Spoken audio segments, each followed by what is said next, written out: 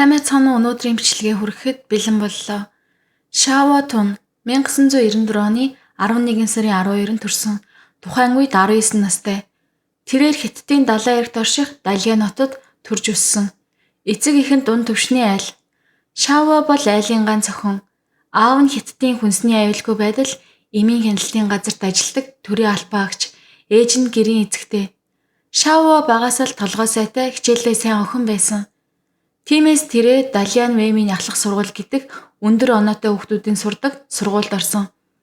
Ахлах ангид байхдаа тэрээр найз залуутай болж хамт олимпиадын тэмцээнд оролцжээ. Гэхдээ найз залуу нь сайн сургуульд орж чадсан ч Шава хүссэн сургуультай орж чадаагүй.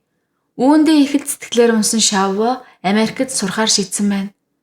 Ганц охиноо гадаадад явуулах гэж эцэг эх нь Монгол мөнгөөр бараг 130 сая төгрөг цуглуулсан байсан учраас түүний шийдвэрийг эсэргүүцэх зүйл байгаагүй. 2012 онд Шава Америк нэгдсэн улсын Айова мужийн их сургуульд элсжээ. Гадаад оронд ганцаараа амьдрахаар ирсэн ч Шава нөхөрсөг нээлттэй зантай болохоор хурдан дасан цогцсон. Хичээлдээ ч сайн найз нөхөд ч олон. Тэрээр хөөрхөн охин байсан учраас сургуультай алдартай байв. 2014 оны 9 сарын 5 Шава Америкт ирээд 3 жил өнгөрчээ. Өнөөдөр найз залуу Литайгаа хамт аялалд явахаар тохиролцсон өдөр. Тэнгэр цэлмэг яг л төгс аяллаа өдөр шиг. Шава Ли хоёр инээлдэж баяртайгаар замдаа гарсан. 9 сарын 7-ны орой Хятадд байгаа Шавагийн аав охинтойгоо холбогдсон байна. 9 сарын 3-нд Шава аавтайгаа ярьж байхдаа нүдний шилээ хайчихсан, удахгүй шинээр амна гэж хэлсэн. Аав нь шин шилээ авсан болов хичээлд нь төвөг учраагүй байгаа даа гэж бодоод охин руугаа мессеж бичжээ. Шава нэг найзаасаа төр шил авсан гэж хариулв. Аав нь охиныхоо царайг харж ярихыг хүссэн ч Шава одоо маш завгүй байна, дараа яриагээ татгалзав.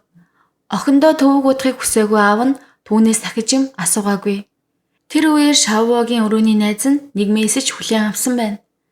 Мессеж явуулсан хүн нь Шавагийн найз залуу Ли байлаа. Мессежэнд Шава уцаа алга болгочихсон. Лид яаралтай асуудал гараад гэнэт Хятад руу явах болсон.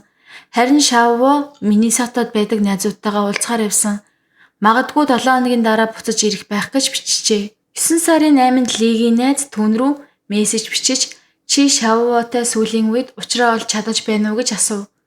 Учир нь сүүлийн үед Ли Шава хоёрын харилцаа нэг л биш болж тэдний хооронд хүүтэн хүндийн хандлага ажиглагдаж эхэлсэн байв. Лигийн найз ч бас энэ талаар мэдэж байсан учраас санаа тавин асуусан хэрэг. Ли зүгээрээ гэж хариулв. 9 сарын 18 Шавагийн өрөөний найз Шавагаас ямар ч сураггүй байгаад ихэд төгшөв. 1-7 хоногийн дараа ирнэ гэж хэлсэн ч Шава ерөөсөө эргэж ирээгүй. Ер нь Шава бол найзуудтайгаа ахуулсан зураг, хийсэн зүйлсээ Instagram, WeChat зэрэг сошиал дээр заавал нийтэлдэг байсан. Гэтэл энэ удаа ямар ч зураг, ямар ч мэдээ байгаагүй. Шавагийн өрөөний найз нь Миннесотад байдаг Шавагийн найз руу холбогдож Шаватай уулзсан уу? Хизээ буцаж ирэх юм бол гэж асуужээ.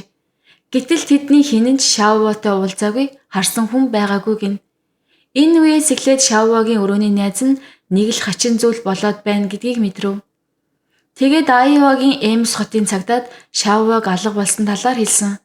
Цагдаа нарт даруй хайх ажиллагаа эхлүүлжээ. Цагдаа нар Шавагийн өрөөний найз нь хамгийн сүүлд ямар мессеж авсныг шалгаж эхэлсэн. Шава уг мессежэнд би Миннесотад байдаг найзуудтайгаа уулзахаар автобусанд суугаад явж байна гэж бичсэн байв. Тэгээд цагдаа нар автобусны буудлын руу очиж шалгасан ч Шава автобусын тасалбар авсан ямар ч тэмдэглэл бүртгэл олдсонгүй. Тэрч байтугай Миннесотагийн чиглэлд явсан автобусанд суусан гэх нотлохооч байсангүй. Тэгээд цагдаа нар Шавагийн амьдардаг байрыг шалгаж үзв. Тэр байрнаас Шавагийн нэрээр бүртгэлтэй Toyota Camry машины гэрчлэгээ олджээ. Цагдаа нар Шавагийн Бээжингийн Toyota Camry машиныг ирж хайж эхэлсэн. Удалгүй Айова мужийн Невада гэдэг жижиг хотын ойролцоо жижигхэн буудалд Шава хамгийн сүүлд байрлаж байсныг олж мэджээ. Буудлын эзэн Шава Ли хоёрыг сайн санаж байв. Учир нь Шава Ли хоёр өмнө нь ч энэ буудалд хэд хэдэн удаа ирж байсан байжээ. Буудлын эзний хэлснээр Шава Ли хоёр 2014 оны 9 сарын 5-ны өдөр 4 цаг 30 минутад буудалд орж ирсэн байна. Маргааш нь буюу 6-ны өдөр буудлын эзэн хүлээлгийн хэсэгт Шаваг ганцаараа байхыг харсан. Харин 7-ны өглөө болоход Шавуугийн машин байсангүй. Өөрөөр хэлбэл тэд аль эдийн буудлаас явсан байлаа. Уг нь бол тэд 7-ны өглөө 11 цаг хүртэл буудлаас гарах ёстой байсан ч тэр хоёр маш эрт гарсан байв. Буудлын эзэн тэр хоёрын байсан өрөөнд орж үзтэл өрөө цэвэрхэн ямар ч ачаа тээш үлдээгээгүй байжээ. Даанч энэ буудлын камерууд нь зөвхөн шууд харуулдаг болохоос биш бичлэг хадгалах боломжгүй. Тиймээс цагдаа нар тухайн үед тэдний байсныг шууд бичлэгээр харах боломжгүй байв. Цагдаа нар буудлын ойролцоох хяналтын камеруудыг шалгаж эхэлсэн. Буудалд очихын өмнө Шавуу Ли хоёр нэгэн дэлгүүрт орж ус, хөнгөн зууш авсан нь бичлэг тод гарсан байв.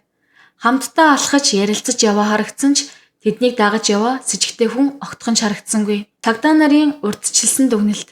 Шавуугийн хамгийн сүүлд уулзсан хүн бол түүний найз залуу Ли Шанан. Хамгийн ачиргалтай нь Ли хайртай охиноо хэдэн өдөр холбоо тасарсан байхад нь цагдаад огт мэдэгдээгүй. Үүгээр зогсохгүй одоо Шавуу Лиж хоёулаа сураггүй алга болчихсон байв. Тэдэнд ус сансан байж болох хүнч байгаагүй. Цагдаа нар нэг зүйлийг анзаарав. Энэ хэрэг Литэй холбоотой байж магадгүй. Шавуугийн найзууд ч бас яг ийм бодолтой байсан. Тэд Лигийн зан айш сүүлийн үед нэг л биш байсан гэж хэлцгээж байв. Ингээд цагдаа нар Лиг гол с ิจ гтэн хэмээн тодорхойлж түүнийг ирж хайж эхэллээ.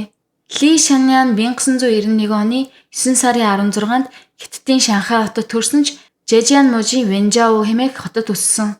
Тэднийх чинэлэг айл байжээ. Аав ээж хоёр нь хүүгээ эрхлүүлдэг, юу хүссэн бүхнийг нь авч өгдөг хүмүүс. Тэд Лиг Америк руу сургууль явуулахаар шийдсэн байна.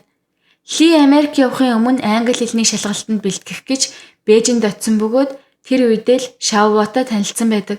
2011 оны 7 сард тэд хоёулаа Бээжингийн нэг англи хэлний бэлтгэлийн ангид хамт сурж байсан бөгөөд тэр анх Шавууг хараад л шууд дурлжээ. Шавуу гоо үзэсгэлэнтэй ухаалаг байсан гин. Ли Шавуу сэтгэлээ илчилсэн ч охин түүнд дургүй байв.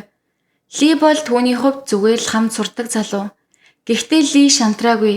Бэлэг өгч анхаарлыг нь татаж араас нь гүйсээр байгаад Шавуутай үерхжээ. Үерхэж эхэлсний дараа Ли Шавуугийн төрсөн хот болох Далиан руу очсон.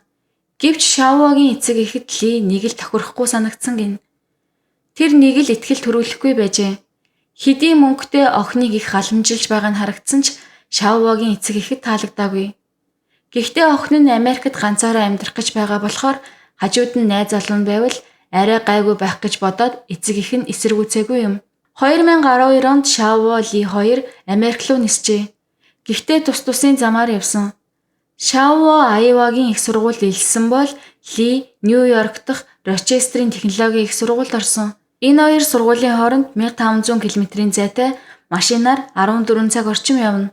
Эхний жилдээ Ли 7 хоног бүр Шавуу руу очиж байсан ч энэ бол амар зүйл биш байв. Тиймээс 2013 оны 5 сард Ли том шийдвэр гаргав. Тэрээр Шавуугийн ойролцоо Айова мужид нүүж ирэхээр болжээ. Ли өөрийн сургуулаа орхиж Айова хотод байрлах нэгэн сургуульд шилжин суралцахаар болсон байна. Энэ хот нь Шавуу амьдардаг Эмс хотоос 200 км-ийн зайтай машинаар бол 2 цаг явна. Ингээд энэ хоёрын хоорондын зай арай ойртсон. Ли тусдаа байр түрээслэх ёстой байсан ч ихэнх цагаа Шавуугийн байранд өнгөрөөдөг болсон. Шавуу байрандаа ганцаараа амьдардаггүй, хэд хэдэн охинтой хамт амьдардаг байв. Тэдний байранд гинэт нэг залуу ороод ирнэ гэдэг охтод үнэхээр эвгүй санагджээ. Үүн дээр нэмээд Ли маш заваан байв. Өрөөгөө цэвэрлэхгүй, хогооч хайхгүй. Шавуугийн байрны охид Лиг үнэхээр төвхтэй хүн гэж боддог болсон. Зүгээрч нэг охтын дунд амьдраа зогсохгүй Ли ааш муутай бүдүүлэг цагиндаг байжээ. Тийм болохоор охид Лиг яв гэж хэлсэн ч тоодгүй байсан. Шавууч бас дотроо бухимдаж эхлэв. Лигийн итгээ давир үүгээр дууссангүй. 2014 оны эхээр тэрээр өөрийн машинаар замын хөдөлгөөний дүрм 2 ч удаа зөрчсөн бөгөөд тухайн үед Шавуугийн амьдардаг байрыг өөрийн гэрийн хаяг гэж хэлсэн байв. Энэ нь огт ойлгомжгүй сонин үйлдэл. Түүнчлэн Ли Шавуугийн сошиал сүлжээг маш хачин байдлаар хянаж эхэлсэн. Пост болгонд нь лайк дарах, хэтэрхий олон сэтгэл үлдээх, хит их хяналт тавьсан маягтай ханддаг болсон байна. Шавуугийн гар утсанд байршил тогтоох аппликейшн суулгаж хаана явааг нь хяндаг байв. Энэ бүхнээс болж Шавуу авралж тэдний харилцаанд том маргаан үүссэн. Шавуу бол өөрөө маш нээлттэй, эрч хүчтэй, үзэсгэлэнтэй, Өөртөө итгэлтэй охин байсан учраас түүнийг сонирхох залуус улам олон болсон. Шаовог тойрон хүрээлэх хүмүүс ч энэ хоёр юусоо тохирохгүй асуудаг гэж хэлдэг байв. Нэг өдөр Шаова өрөөний найздаа Ли миний найз залуу биш ээ гэж хэлсэн байдаг. Сүүлийн үед Шаова Лиг бусдын өмнө ярихч дургүй болж түүнийг нуух маягтай болжээ. 2014 оны 9 сарын 3-нд Ли Шаова руу залгасан. Ярьж дуусаад Шаова уцаа халаасандаа хийсэн ч дуудлагыг таслахаа мартсан байж. Ингээд дуудлага үргэлжилсээр байхад Шаова найзуудтайгаа Лигийн талаар ярьж эхэлсэн. Тэд Лиг илт доромжлон муулцгааж байв. Харин Ли бүх яриаг чимээгүй сонсож байжээ. Бүтэн 30 минут орчим. Шаова найзуудтайгаа ярьж инээлдэж Лиг муу хэлж байгааг тэр чимээгүйхэн сонссоор байв. Хүүхэд байхасаа хангалуун айлд өссөн Ли хизээж хүний аяавыг харж амьдарч байгаагүй. Хүссэн бүхнээ авдаг, бусдаар загнуулж үзээгүй хүн. Аав ээж нь түүнийг зэмлэлтгүй өргөлж өмөрдөг байсан. Шаовогийн муулж буй яриа Ли дасар их цохилтболж эцэстээ тэрээр сэтгэл хөдлөлөө байж дийлээгүй. Ли найз руугаа залгаж амьдрал минь сүрч эхлэе гэж ярьжээ. Дараа нь Хятадын нийгмийн сүлжээн дээр чөтгөр ав миний амьдрал дууслаа гэсэн пост хүртэл оруулсан байна. Ингээд тэр Шаова руу дахин залгаж амралтын өдөр хамт аялалд явъя гэж санал болгосон. 9 сарын 5-нд Шаова Ли хоёр Шаовогийн Toyota Camry машинаар аялалд гарсан. Тэр аялал Шаовогийн амьдралын сүүлчийн аялал байжээ. Цагдаа нар Лиг олох гэж хэдэн газраар ирж хайсан ч холбоо тогтоож чадаагүй. Гэтэл нэгэн баримт ил боллоо. Ли 9 сарын 8-нд Америкийн нэгдсэн улсаас гарч Хятад руу буцсан байв. Айовагийн мужид Хятад руу шууд нислэг байхгүй учраас Ли эхлээд Чикагод очиж тэндээсээ Бээжин рүү ниссэн байжээ. Цагдаа нар Шаова алга болохоос өмнөх мэдээллүүдийг дахин шалгаж үзв.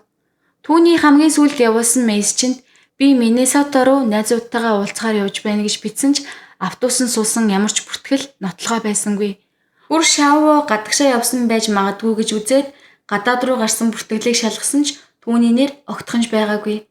Цагдаа нар Шаовогийн найз залуу Ли энэ эргийг хийсэн гэдэгт бүрэн итгэлтэй болов. Тэд Лигийн аимшиг төлөвлөгөөг нэг бүрчлэн судлаж эхэллээ. Цагдаа нар Лигийн түрээсэлсэн орон сууц болон түүний машиныг нэгжиж шалгасан. Гэвч байр нь эмх замбраагүй байсан бөгөөд тэр яаралтай гарч явсан нь илт байлаа. Гэртэж машиндч Шаовогийн алга болсонтой холбоотой ямар нэг тодорхой нотлох баримт олдоогүй. Цагдаа нар Шаовог олохын төлөө бүх хүчээр ажилласан ч хэрэг нэг л урагшлахгүй зогсон байдалд оржээ. Удалгүй энэ нэргийн талаарх мэдээлэл хэвлэлээр гарч ирсэн бөгөөд Айовагийн их сургуулийн оюутнууд хүртэл сошиал сүлжээгээр Шаовог олцгоё гэсэн аян өрнүүлсэн ч дөрвтэй үр дүнд хүрсэнгүй. 9 сарын 26 Шаова сургаггүй алга болсноос хойш 2-7 хоног өнгөрсөн байлаа. Тэгтэл цагдаагийн газар нэг дуудлага иржээ. Нэгэн байрны зогсоол дээр удаан хугацаанд хөдлөөгүй машинаас муухай өмхийн үнэр гарч байна гэсэн. Цагдаа нар тэр даруй тухайн зогсоол руу очисон. Ойртож очих тусам хамар цоргисон аимшигт үнэр үнэртэж байв. Уг машин бол 1997 оны загварын бэж өнгөтэй Toyota Camry. Энэ бол Шаовогийн машин мөн байлаа. Уг машин хэдэн 7 хоногийн турш хөдөлгөөнгүй тэр газараа байсаар байсан гин. Машины жолоочийн суудал дээр Шаовогийн хагарсан гар утас хэвтэж байв. Харин хойд суудал дээр Хятад руу нисэх Лигийн онгоцны тасалбарын хуулбар байсан. Гэтэл дараа нь машины ачааны хэсгээс том хар чиндам олсон. Муухай үнэр яг тэр чиндамнаас гарч байжээ. Чиндамн дотор муудсан эмэгтэй хүний цогцос мөн 6.8 кг жинтэй гантел буюу төмөр туухай байв. Хохирогч эмэгтэйн толгойг алчуураар боосон байсан. Шинжилгээний хариу гарч цогцос Шаова гэдг нь тогтоогдов. Шаовог толгой тус газарт хүнд зүйлээр зогсон байсан бөгөөд шүднүүд нь хүртэл унсан. Түүний толгойг боосон байсан алчуур бол өмнө нь Шаова Ли хоёр хамт байсан буудлын алчуур байлаа. Үүний дараа Америкийн цагдаа нар уг хэргийг аль бие ёсоор хүү амны хэрэг гэж нэрлэж гол сэжигтэн Лиг эрен сурвалжлах ажиллагаагаа эрчимжүүлв. Гэвч тэр аль хэдийн Хятад руу цугтаачихсан байсан. Гэсэн ч Америкийн тал мөрдөн шалгах ажиллагаагаа зогсоолгүй үргэлжлүүлжээ. Цагдаа нарын тогтоосноор 9 сарын 5-нд Шаова Ли хоёр хамт аялалд гарч оройн 4 цаг 30 минутад буудалд орсон. Гэтэл тэр орой Ли таньдаг хүн рүүгээ залгаж Хятад явах онгоцныг тийд захиалж өгөөч гэж гуйсан байна. 9 сарын 6-нд Ли Шаовогийн машинтай явж хоёр өөр дэлгүүр орж 2 ширхэг гантил болон нэг том хар чиндам худалдаж авсан байдаг. Хачирхалтай нь тэр 2 гантел ижил жинтэй биш. Нэг нь 9.9 кг, нөгөө нь 6.8 кг. Камерын бичлэг дээр Ли газар цуугаад чиндамны хэмжээ үзэж байгаа нь тод харагдсан. Тэр Шаоваг бүхлээр нь багтааж болох хэмжээгээр бодож сонгож байсан бололтой. Тэр дараа нь 9 сарын 6-ны орой Шаоваг дагуулж буудалд ирсэн. Түүнээс хойш хинч Шаоваг хараагүй. Одоогийн нөхцөл байдлыг харахад Шаова буудалд нас барсан тодорхой. Нас барсан цаг нь 6-ны орой эсвэл 7-ны өглөөний хооронд байх магадaltaй. Цагдаа нар буудлын 218 тод өрөөг нэгчгэд орны толгой хэсэгт цусны тол байсан ба шинжилгээгээр Шаовагийн цус мөн болох нь батлагдсан. Ли Шаоваг алж Шаовагийн аав болон өрөөний найз руу мессеж илгээж амьд байгаа мэтээр жүжиглэж байсан байна. Цагдаа нар цааш шалгахад Ли анханасаа энэ бүхнийг төлөвлөсөн байж болцсошгүй гэдэгт бат итгэлтэй болжээ. Лигийн таньдаг нэг хятад найз нь сарын өмнө болсон уулзалтын үеэр Ли гинэт хэрвээ хэн нэгэн хүн гинэт алга болвол цагдаа нар түүнийг хэдийн хугацааны дараа хайж эхлэх бол гэж асууж байсан. Тэр үед сонин асуулт байна гэж бодсон ч одоо бодоход тэр Шаоваг алахаар сэтгэл шилуудсан үе нь байсан юм байна гэж цагдаад хэлжээ. Ли гантил чиндамыг урьдчилан бэлтгэсэн. Тэр Шаова өрөөний найзуудтайгаа хамт амьдардгийг мэдэж байсан болохоор хоёулах нь аялалд явъя гэжээ. Хамгийн сонирхолтой зүйл бол Ли ижил жинтэй биш 2 өөр жинтэй гантел авсан явдал. Ли эдгээр гантелийг авахар 2 цаг гаруй зайтай газар руу машинаар явсан байв. Энэ бол санаатайгаар мөрдөн байцаалтыг төөрөлдүүлэх орлого байж болцсошгүй гэж цагдаа нар дүгнжээ. Америкийн мөрдөн байцаагчид уг хэргийн явцыг нийтэд танилцуулахдаа бидний үзэж байгаагаар Шаоваг эхлээд зодож гэмтээсний дараа нас бараагүй байх үед нь чиндамд хийж амьсгалах боломжгүй болгон хөнөөсөн гэж мэдэгдсэн. Мөн тэр гантел авсан зорилго нь чиндамыг хүнд болгож гол руу хаях гэсэн хэрэг гэж дүгнжээ. Гэвч Лигийн оцсон гол нь ус багтай байсан тул төлөвлөгөө нь бүтлгүүтэж машиныг зогсоол орхиж зүгтсэн бололтой. Цагдаа нар түүнийг Бээжингийн хэлээр 9 сарын 10-нд орсон гэдгийг мэдэж авсан ч түүнээс цааш ямар ч бүртгэл мэдээлэл Хятадд байхгүй байв. Ли Хятад руу цугцсан тухай мэдээ Хятадд цацагдаж олон нийтийн уур бухимдлыг төрүүлв. Ялангуяа Хятадын гадаадд сурдаг хүүхдүүдийн эцэг эхчүүд маш ихээр бухимдаж ийм залуу хүн яаж ийм аимшигтай зүйл хийж чаддаг юм бэ хэмээн ярьцгааж байсан. 2015 оны 3 сард Америкийн Айова мужийн цагдаа нар хэргийг шалгаж дуусгаад Хятадын цагдаа нараас хамтарч ажиллах хүсэл гаргав. Хятадын цагдаа нар ч энэ хэргийн мөрөөр ажиллаж эхэлжээ. Лигийн эцэг эхэнд бид хүүтэйгээ уулзаагүй гэж мэдүүлж байсан. Хятадын цагдаа нар Лиг хайж эхэлжээ. Учир нь Ли Америкийн нэгдсэн улсад гэмт хэрэг үйлдсэн ч Хятадд амьдарч байгаа тул түүнийг Хятад дотроо шүүх боломжтой байв. Америкийн тал Лиг буцааж өгөхийг хүссэн ч Хятад улс өөрийн иргэнийг бусад оронд шилжүүлж өгөхгүй гэсэн бодлоготой учраас энэ боломжгүй байсан юм. 2015 оны 4 сард Шаовагийн эцэг эх нь Америк Хятадын цагдаагийн хамтарсан ажиллагаагаар энэ эргийг яаралтай шийдэж өгөөч хэмээн хүсэл гаргасан. Тэдний хүсэлтийг хүлээн авч Хятадын мөрдөгчид Америкийн Айова мужид очиж Америкийн нэгдсэн улсын мөрдөн байцаагчтай хамт хэргийн газарт очиж бүх нотлох байранд шинжилгээнүүдийг хүлээн аваад буцжээ. Ингээд 2015 оны 5 сарын 13-нд хэрэг гарснаас яг 8 сарын дараа Ли өөрийн эцэг эхийн хамт Жэжиан мужийн Вэнжао хотын цагдаагийн газар очиж хэрэг хийснээ хүлээн зөвшөөрч өөрийн буруугаа хүлээсэн байна. Тэрбээр би Шаовад үнэхээр хайртай байсан. Гэхдээ ухаанаа алдаж гинтийн сэтгэл хөдлөлөөр алдаа хийсэн гэж мэдүүлжээ. Удалгүй 6 дугаар сард Хятадын цагдаагийн газраас түүнийг аллахын хэрэгт сэжиглэн албан ёсоор баривчилсан. Хэрвээ Лигийн үйлдэлийг санаатаагаар урьдчилан төлөвлөж хийсэн гэж үзвэл Хятадын хуулиар цаазын ял, Америкийн нэгдсэн хуулиар бол бүх насаар нь хорих ял оноох нөхцөлтэй байв. Тэгвэл Хятадын шүүх яаж шийдэх бол? 2016 оны 3 сард Жэжиан мужийн Вэнжао хотын шүүхэд уг хэргийн шүүх хурал боллоо. Хуралд Америкийн Айова мужийн мөрдөн байцаагч хүртэл оролцсон. Шүүх хурлын үеэр Ли бүх хэрэгээ хүлээн зөвшөөрч найз охин маань найзуудтайгаа миний талаар муулж байсныг нууцаар сонсоод уурлаж төвчж чадаагүй. Тиймээс гинтийн сэтгэлийн хөдлөлөөр түүнийг хөнөөсөн гэж тайлбарлажээ. Харин Лигийн эцэг эх Шаовагийн гэр бүлд гүнээ харамсаж байна гэд уучлалт гуйж нөхөн төлбөр болгон 3.6 тэрбум төгрөгтэй тэнцэх хэмжээний мөнгө өгсөн.